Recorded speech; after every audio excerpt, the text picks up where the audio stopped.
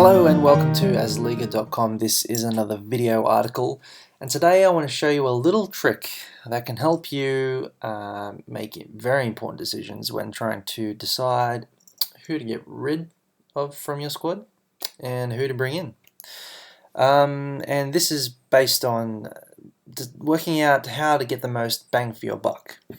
It's obvious that the more we spend on a player, the higher the amount of returns we expect to get on that investment. A cheaper player, we don't expect to, a £5 million player, we don't expect to bring as many points in as, say, a £13 million player. So how do we scale that? How do we work out whether a player is going to score enough points over the next few weeks to justify his price? Obviously, we can go looking into stats and all those sorts of things, which we do all the time here at Asliga, but today I just want to show a real quick method that you can to give you a real top level idea of whether the player is worth looking at or not. So we have a dummy squad in here, and just for the sake of this discussion, we're going to say that I want to get rid of Diego Costa. Okay. Now we're going to focus on these columns here. Now this one here is the required weekly points column, and that is based on the weekly target that you set up here. Basically, what it does is once you put in your weekly target, which is kind of like a par score, this is the minimum amount of points you say to Asliga that you want to score each week. It can be anything. It can be 60, 50, whatever your sweet spot is. Mine's 55. And we can see here that it's calculated that based on his price, Diego Costa needs to contribute 7.3 points per week to justify his price. Now, over 5 game weeks, that works out to be 36.5 points. So what I've got here is a little calculation. Is this player worth bringing in, or keeping for that fact? The way I do it is this. We take the required weekly points and times it by 5, because I like looking at this over 5 game weeks. For Diego Costa, it's 7.3. Times 5, his total required points is 36.5. Let's put that in here, right? 36.5. Now, the total required points, which is 36.5,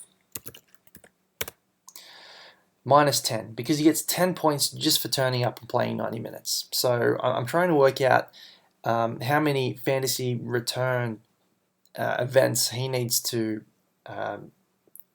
partake in, I guess, to hit this required weekly point score over 5 weeks. So minus 10, it is 26.5. So that leaves me with this question. How many goals, assists, and bonus points do I need this player to make up this number, 26.5?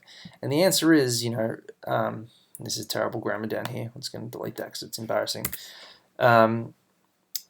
The answer is we need him to score at least 6 goals over the next 5 game weeks to hit this score here. Or he could get, maybe 4 goals and some bonus points and an assist or something like that. But, that is a lot of fantasy returns. That is a lot of goals. It's a lot of assists. And, if I was to go back and look at his current form and Chelsea's form, I might decide that that's not possible.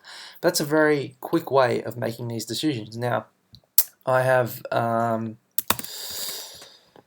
earmarked just a couple of other players here for no other reason than I just, they've got different situations, different price tags, and different attributes. I'm not saying these are the best players to bring in this week. I'm just showing you how you can do this with other players. And these might be players you're considering bringing into your team. So let's say I want to bring in Pele. I'll just add Pele to my squad. Alright, now his required weekly point score is 5.4. Now I did some calculations earlier, and for him to get 5.4 points per week, that would work out to 27 points over the next 5 game weeks. Minus 10 points just for taking the field, we're left with 17 points. Now if we take a look at Pele's upcoming fixtures, we will see that he doesn't have the easiest run. Here, over the next 5 game weeks, he's going to, he's going to face 3 of the big 4 or the big 5, the big 6, whatever it's supposed to be these days. Even though Chelsea haven't been playing that well, Liverpool haven't been playing that well, but he does also have to face Swansea and Leicester, who have been playing quite well. So I might look at this and go, all right, well, I need Pele to pick up 17 points in goals and assists over the next few weeks. That works out to be just over 4 goals. Do I think he can get 4 goals in these 5 fixtures? That's the question you need to be asking yourself. Or can he get 3 goals and assist? Do you think that he'll be able to achieve that? If the answer is no, then you don't bring him into your squad. It's as simple as that. We don't win fantasy games on fantasy leagues on hopes and dreams. He needs to be able to do that over the next 5 weeks, or he's not worth bringing into your squad. Now, stats and we got all kinds of stats here that can help you make that decision as well. But that's what it boils down to, that formula. We can take a look at another player. Let's say a Bonglahor. Bring him in for Pele. Now, a Bonglahor would only need 3.6 points per game week, which works out to 18 points over the next 5 weeks. Take away 10 points just for playing, and we're left with 8 points that he needs to score to justify his $5 million price tag. He's very, very cheap. So if we take a look at his fixtures, we can see some very big numbers here. Now, he also faces a lot of the same teams, Chelsea, Swansea and Liverpool, but we can see a lot of red here on the overall form. So West Brom, haven't set the world on fire. But for him to reach his required weekly score, he only needs to pick up 2 goals. Or he could pick up a goal and an assist and a bonus point. That sounds a lot more achievable, I think, with these fixtures than maybe Pele did with his fixtures, having to pick up 4 goals. So that's the formula. That's how you look at this, and that's how you work out who you're going to bring in and who you're not going to bring in.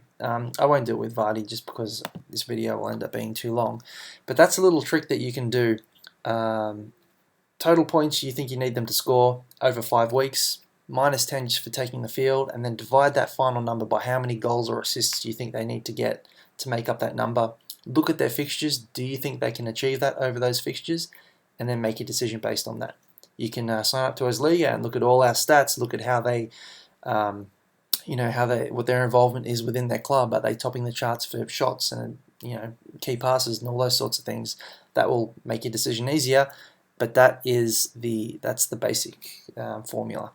So I hope that's helpful. I hope that helps you with one of your decisions this week. If you've got any questions, hit us up on Asliga on Twitter at Asliga Official. That's our handle right there. Sign up and you can use all this for yourself, and we're happy to help you with any questions you might have. So best of luck with game week 6. Thanks, guys.